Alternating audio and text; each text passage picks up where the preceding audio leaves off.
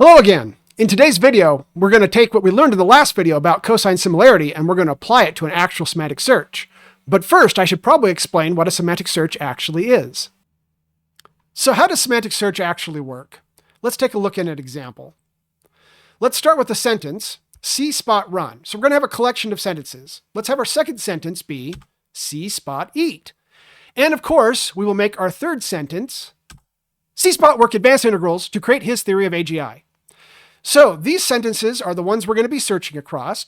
And so let's start with just a regular search, which is also known as a lexical search. So a lexical search is going to search for either specific words or at least roots of specific words. So if I were to search on the word spot, obviously I would get all three sentences back because the word spot appears in all three of these sentences. But if I search on integrals, it will only come back with number 3 because integrals is only in the third sentence. Now here's where things get tricky. Let's say I search on chow time. Now, you and I both know that chow time and eating are the same thing, but the lexical search can't tell that because chow time doesn't have the same roots or the same words as eat. So the result is going to be empty. It's going to not find anything. Now, how does that compare with a semantic search? Well, recall that a semantic search is powered by cosine similarity, as discussed in our previous video. So a cosine similarity is going to be done. We're going to take each of these sentences, we're going to embed them using a text embedder, and we'll put them into a vector space where it takes into consideration the semantic meaning of terms. So terms that are similar in meaning will appear next to each other. And then we'll use cosine similarity to find the similarities between them. So based on this, a search on chow time will find that result 2 is a strong hit. Likewise, advanced theories will find number 3 is an advanced hit. Think of a vector space something like this. So imagine that you have words floating out in a hyperdimensional space. Hyperdimensional means more than 3 dimensions. You don't need to actually picture this in your mind, but just imagine it in 3 dimensions instead. Or let's imagine it in 2 dimensions just to make it easy. So imagine that you have the word eat, and then you have the word run somewhere in that vector space, and they're quite a bit apart because eating and running aren't really semantically related in any way.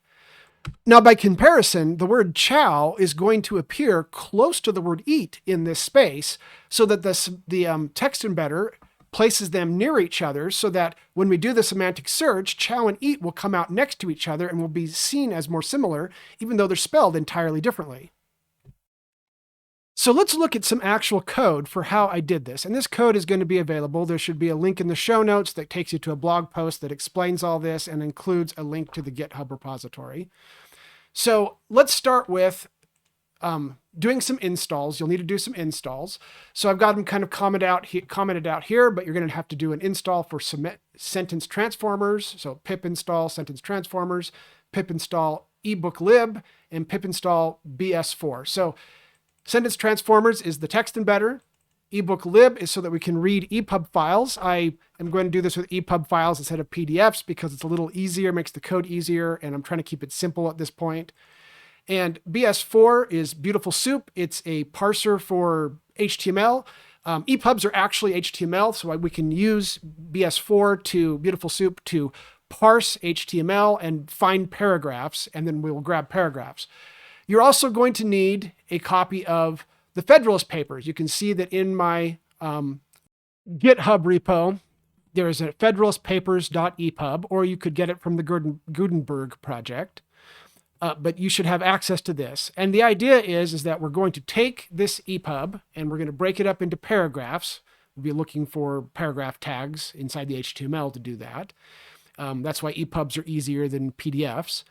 And then we're going to embed them, and we will then use those embeddings to compare to an embedded version of the user's query.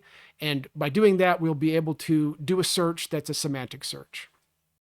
So how does the code actually work? Let's start with actually loading the EPUB file.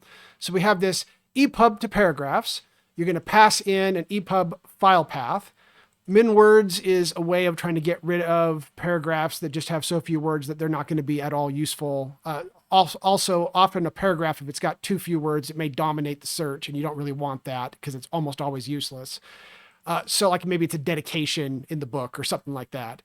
So we're going to make a list of paragraphs. We're going to read in using read EPUB from the EPUB library that we loaded already and installed already. We'll get the book back.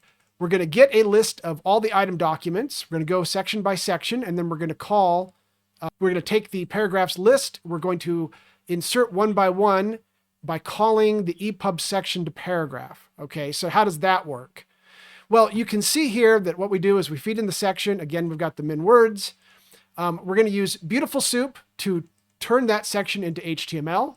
We're going to look for the paragraph tags, and then we're going to put those into a dictionary that then become part of this list, and then we're going to turn the list back of all the paragraphs, and then this gets returned right there. Now let's take a look at how we would actually create the embeddings. So we've got a couple different functions that we're going to need to take a look at here to be able to do that. So maybe let's just start with the most basic one, create embeddings. You're going to pass a list of texts or paragraphs, and you're going to pass a model. And we're going to then use the model. The model is from the sentence transformer to encode the list of text. We do some replacing of return characters with spaces so that it's just one straight text, and that's going to get returned. Now, this can be used to call any text, even just one text, but we probably want something that converts paragraphs into embeddings. So this is a wrapper function, get embeddings. You pass the model, you pass in the paragraphs that we previously created in the other functions we just went over. It's going to turn those into a list of texts, and that's going to get passed into this create embeddings, and then it's going to return it.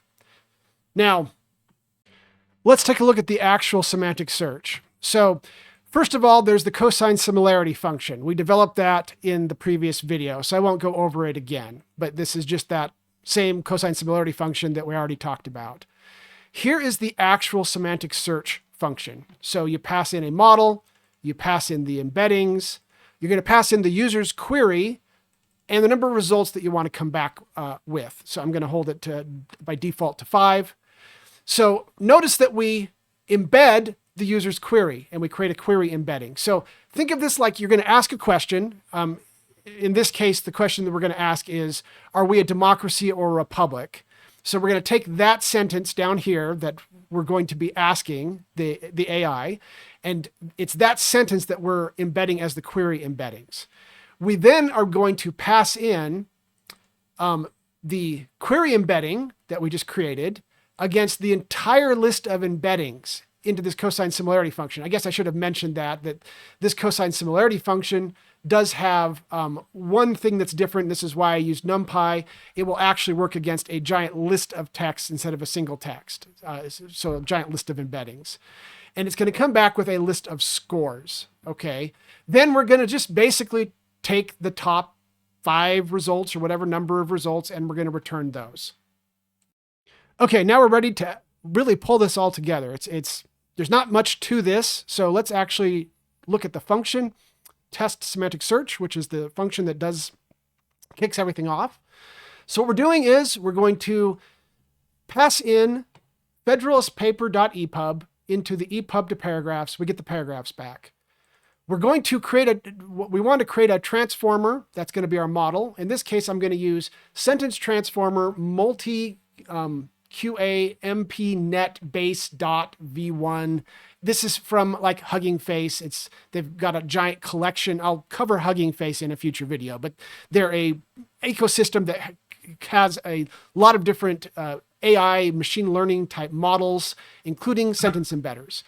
So then we're going to take the paragraphs, take the model, call get embeddings, get the embeddings back. And then we're going to have our query. Are we a republic, democracy or republic? Remember, we're doing this against the Federalist paper, so that's an appropriate question. And then we're going to call semantic search, pass in the model, pass in the embeddings, pass in the query, and we're going to get back the results. And we're going to then print out the top 5 results. So let's go ahead and let's run that. And so we're going to run this. And unfortunately, it does take a while for it to run.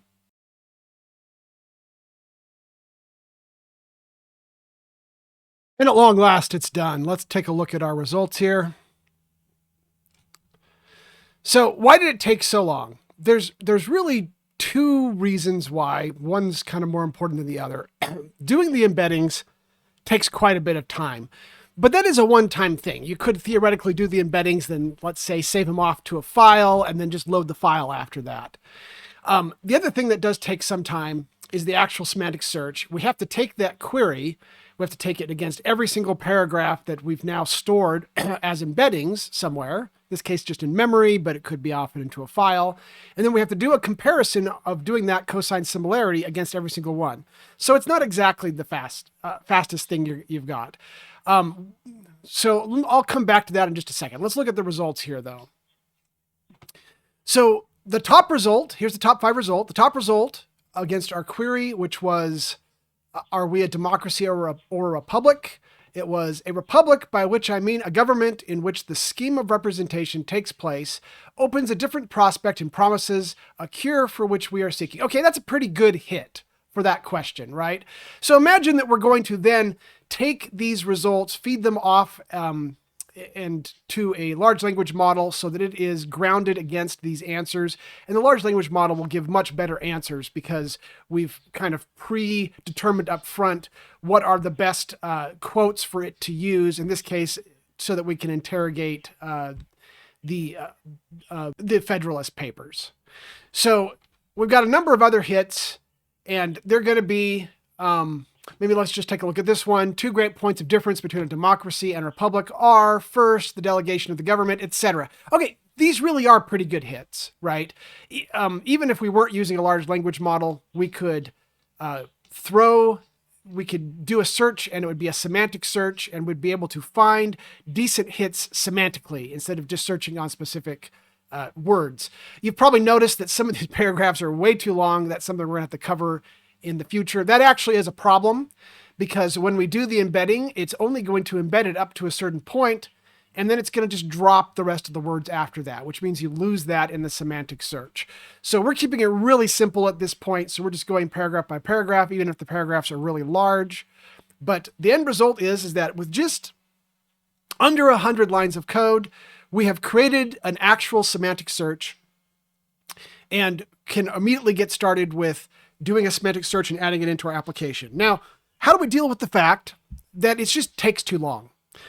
Well, this is what we're going to cover in future videos.